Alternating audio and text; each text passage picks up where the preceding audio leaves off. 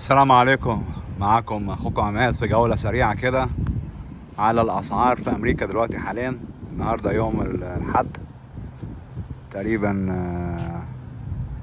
مايو 14. ده سعر الجاز اوكي او البنزين اهو $3 و40 سنت، 3 جالون ونص. اوكي،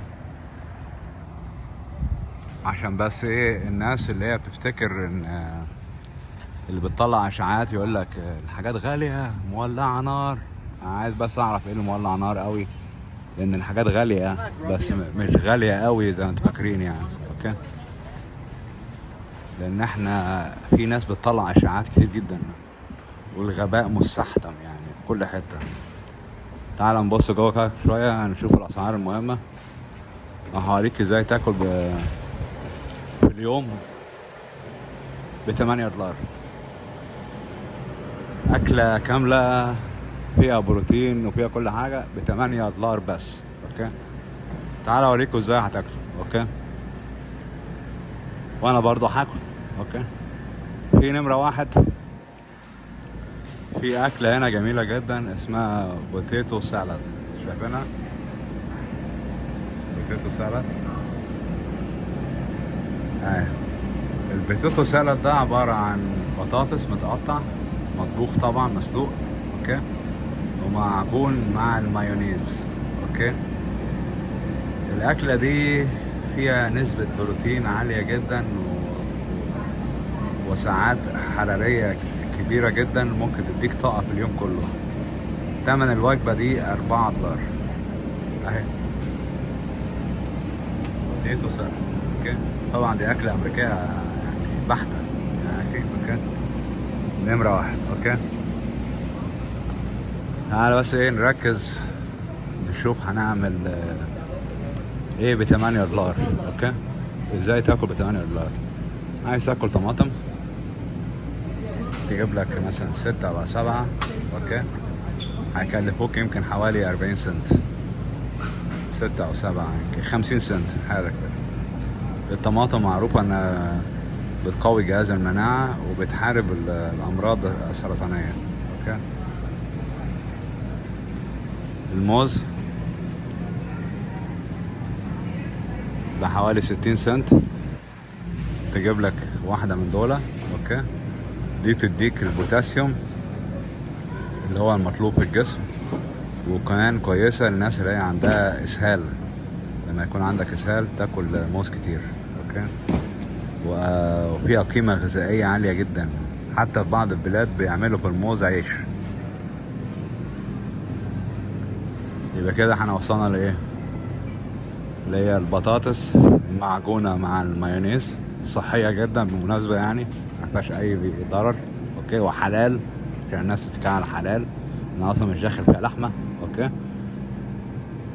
وتمنها $4. الموز ب60 سنت. اوكي، يبقى كده $5.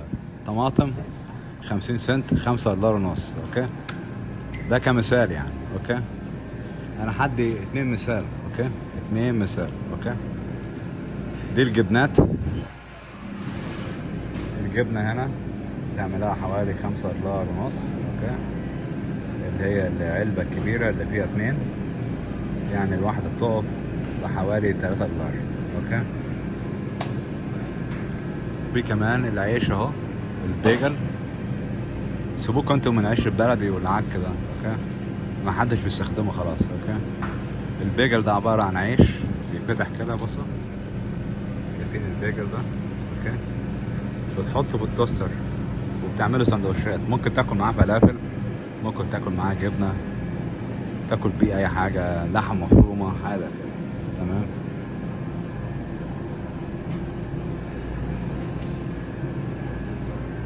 تعالى نشوف اسعار البيض، عشان انا كل مرة باجي هنا بشوف اسعار البيض. تعالى بوريك المفاجأة الكبيرة. ماشي. اوكي، 18 بيضة الكبار شايفينها؟ 18 بيضة كبار اهم.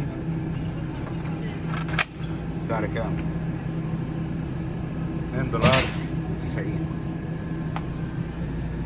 يعني ما اظنش هتلاقي ارخص من كده يعني الجماعة اللي هي بتطلع اشاعات دي تسكت تخرس. اوكي وال 12 بيضة طبعا هنا اكيد $1.50، مش لاقي السعر واخد بالك، بس انا شفتها $1.50. اوكي في بيض غالي هو ده ما تجيبوش، النوعية دي غالية مش محتاجة انت اصلا واخد بالك خالص، جيب النوعية دي. اوكي واحد يقول لي هرمونات مش هرمونات، انا عندي خبر جميل لك قوي، مصر كلها هرمونات. مناسبة يعني. اوكي مصر كلها اكلها كله هرمونات، لو مش مصدق اعمل بحث عن الموضوع ده. اوكي تعالى بقى نشوف بقى اللحمة المفرومة. اوكي اللحمة المفرومة دي تعملها عصاج وتاكلها سندوتشات او تعملها سباكيتي.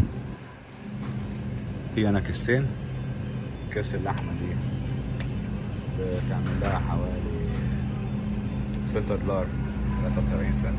اهي تجيب واحدة من دول تاكل نصها في اليوم وتخلي النص التاني بكرة. اوكي يبقى احنا كده عملنا $8 اللي هي البطاطس، الموز، الطماطم، نص الستة كام؟ 86 مثلا. اوكي $3.40 تعملها حوالي $8.50 حاجة كده بعد ضرايب، قول 9. اوكي ده لو انت هتجيب لحمة يعني، لو مش هتجيب لحمة مش هتدفع فلوس دي واخد بالك. ايه رأيكم كمان؟ وفي لحمة كمان رخيصة كمان، ايه رأيكم؟ في لحمة هنا $5. ايه $5. واحد يقول لي دي مش حلال، طبعا مش حلال طبعا ماشي. اوكي ما هم في مصر بيطلعوا ميتين ابونا. ايه هو الحلال في مصر؟ لما يرفعوا السعر لسعر خيالي، اللحمة دي تعتبر من الرفاهيات، ما كده برضه حرام يعني، ده انت حرام حتى تجيبها. اوكي بالتالي انا سألت فيها واحد بيفهم في الدين شوية، قال لي سمي عليها قبل ما تاكل. اوكي انتهت يعني. اوكي بس كده